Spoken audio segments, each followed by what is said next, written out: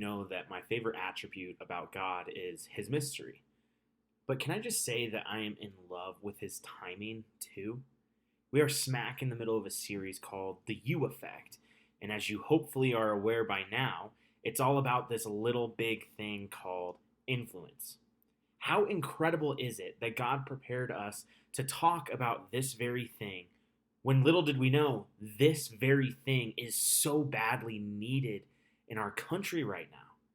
As followers of Jesus, we carry a responsibility.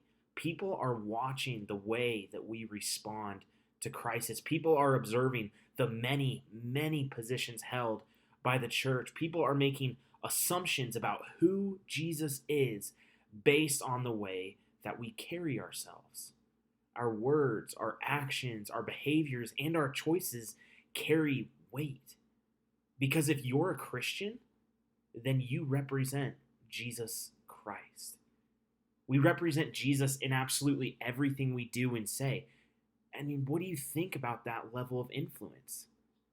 We represent Jesus in absolutely everything we do and say. I think that's intimidating. I think that can sound like a lot of pressure. In his letter to the church in Ephesus, which we just call the book of Ephesians in the New Testament, Paul warned the Ephesians about this. He said, "Be very careful then, very careful how you live, not as unwise, but as wise, making the most of every opportunity, because the days are evil." Paul knew that even the people just under 2,000 years ago would watch the way that the Christians in Ephesus would act. They would listen to the way that they would speak or observe the behaviors that they had.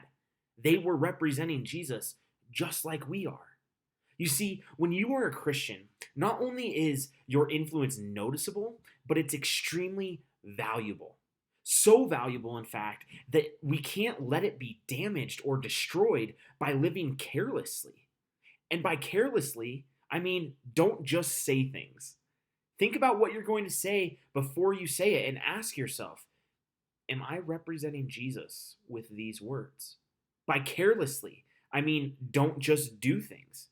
Think about why you want to do what you want to do before you do it. And ask yourself, will this action lead others to make a correct or incorrect assumption about Jesus?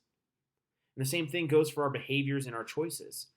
Now, are we going to make mistakes along the way? Oh, you bet. But when we're paying more careful attention, like Paul told the Ephesians to do, when we're paying more careful attention to our words and our actions as we go, the chances of managing our influence shrink, and the opportunities for our influence grow. And lastly, Paul warned the Ephesians that we should be very careful how we live because the days are evil. That was true then, and this is true now. So let us be wise in the ways that we hope to influence change. Let us be careful. And let us not forget the ultimate influence of pointing others to Christ while we do so.